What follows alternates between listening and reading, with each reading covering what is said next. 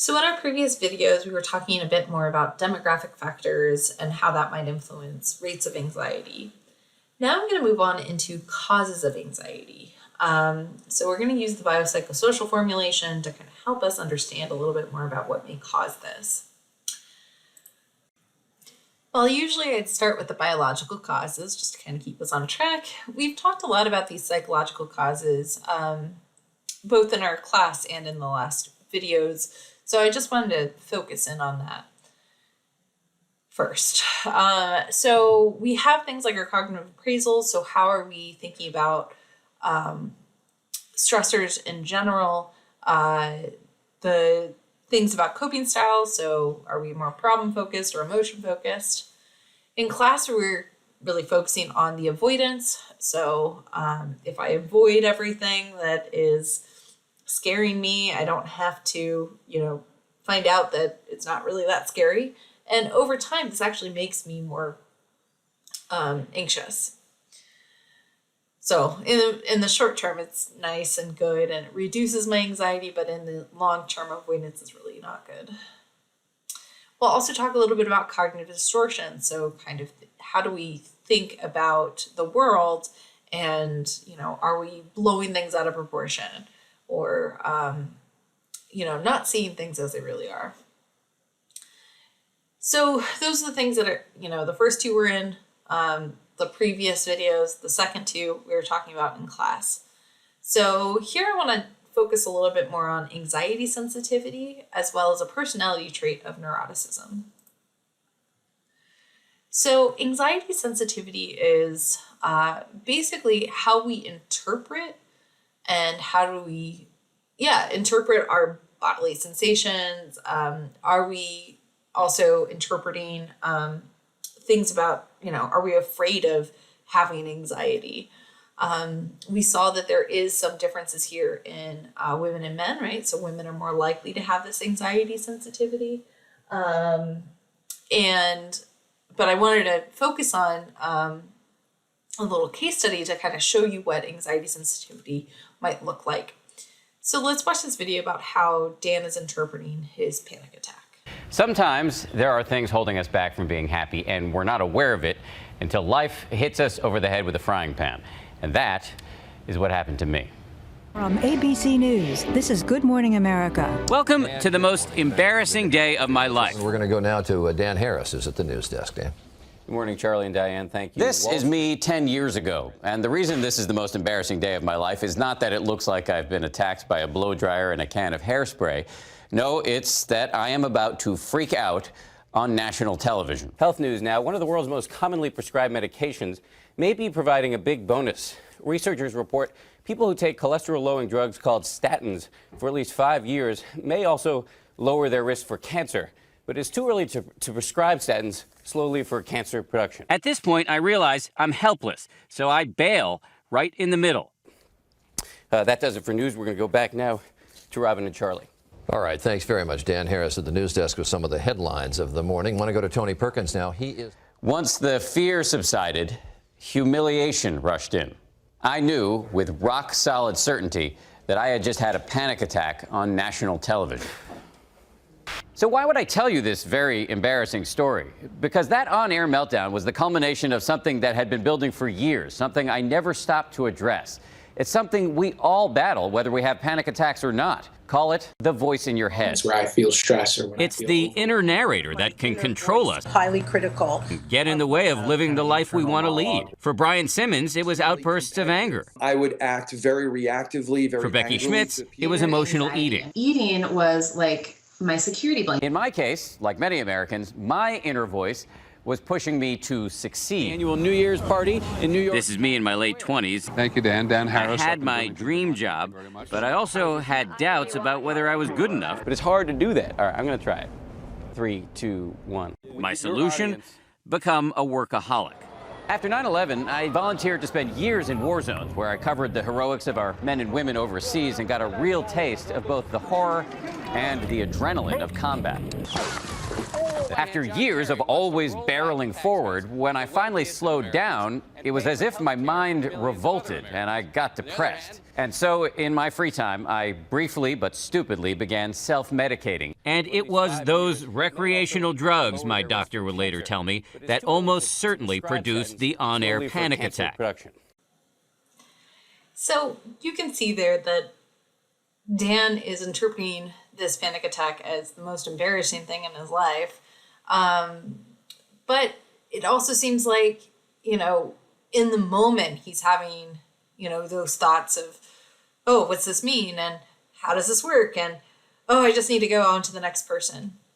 At the same time, as a watcher, you might not have noticed, him stumbling over his words. So I think this is what is kind of meant by some of that anxiety sensitivity, that potentially he was over interpreting the symptoms that he had as well as what it meant. So what might be happening here? Your body starts going into fight or flight mode, right? So you have that sympathetic nervous activity. So things like your heart is beating faster, you might be hyperventilating a little bit. You may have,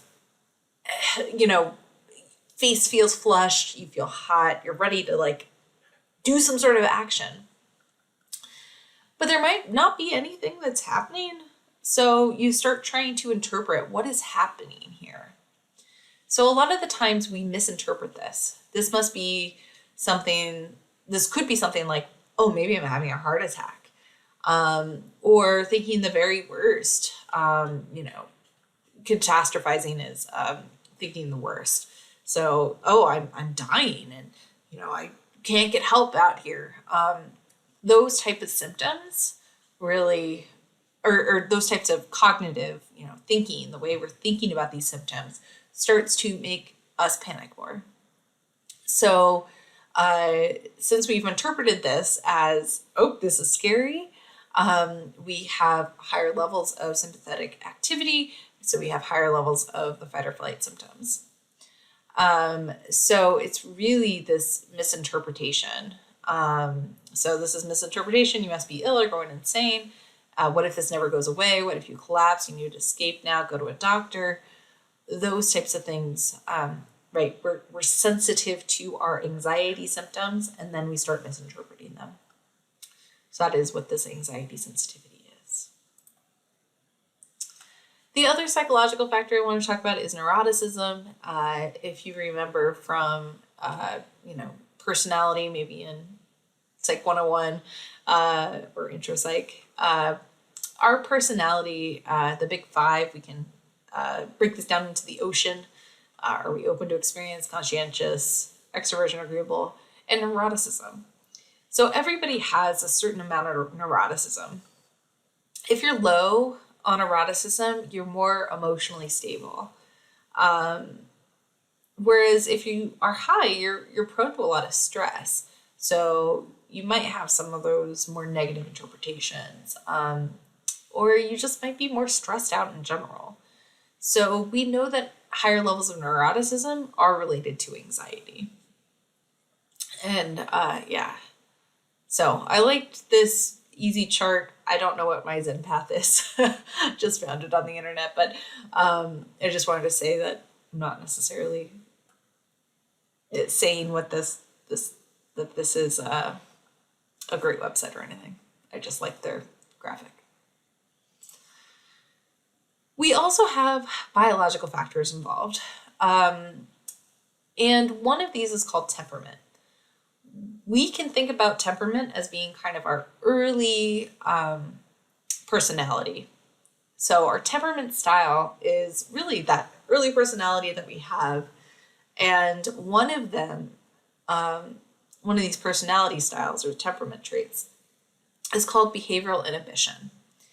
And what we can see is that within the first year of life, if you're really scared of novel experiences, so a new toy, a new person coming in, and, kind of withdraw as a baby, so being really reticent, so that kind of being scared of those things, that this can increase social anxiety disorder later on in life. It's not just something that, this temperament style just does it for younger kids, but it really is this lifelong thing. So let's watch a video on it. Kagan says certain reactions in 4-month-olds foreshadow future shyness or sociability.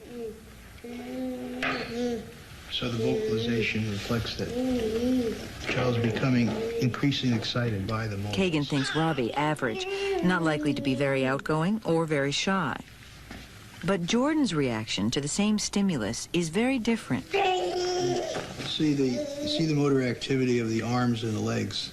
So you'll notice as Jordan looks at the mobiles, you see how his legs begin to thrash and flex and his arms begin to move because he is becoming excited to the visual stimulation. These responses indicate just the opposite of what one might expect. But Kagan and colleagues have found a remarkable consistency. That he's past his threshold. Okay, I would stop now. A child like Jordan, who reacts at 4 months with extreme distress, represents the kind of child who later may become very quiet.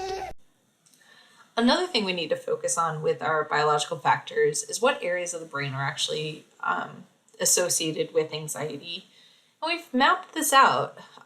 So we do see that there is higher levels of amygdala activation in individuals that have anxiety.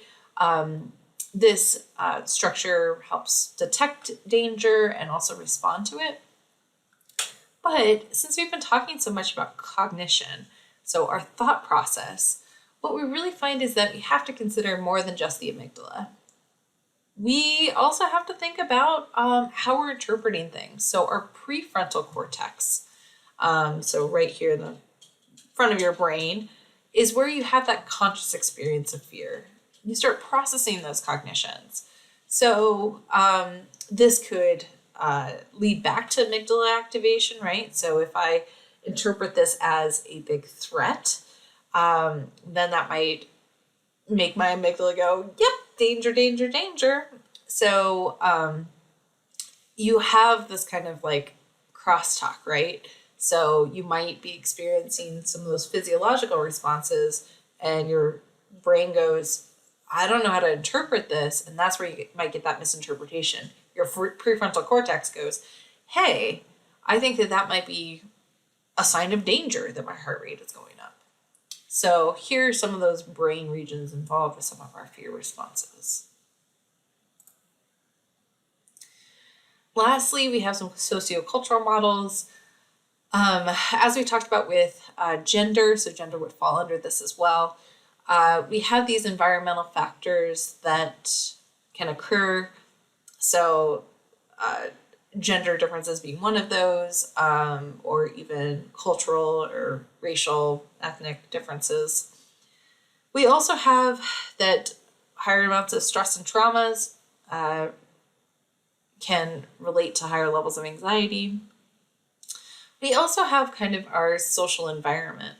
So one of these big things, and you'll see this multiple times in your book, is this concept of modeling. We start to learn from our environment what situations are to be feared. So is that a scary dog over there, or is that a nice dog, right? We might look up to our parents and model what they're doing. So this is one way that anxiety can run in the families. Another thing is how to cope with these stressors, right? So if you see your parents, in this kind of state, just kind of freaking out, you may also mimic that. So this is what we mean by modeling. And we'll see that modeling can actually be an effective therapy for things like phobia, so that we can model after a therapist. So a therapist might say, hey, watch me approach this dog. This is the best way to do it. And here's how to reduce that anxiety about it. So that was a quick overview of our biopsychosocial. And next we'll talk about treatments like modeling.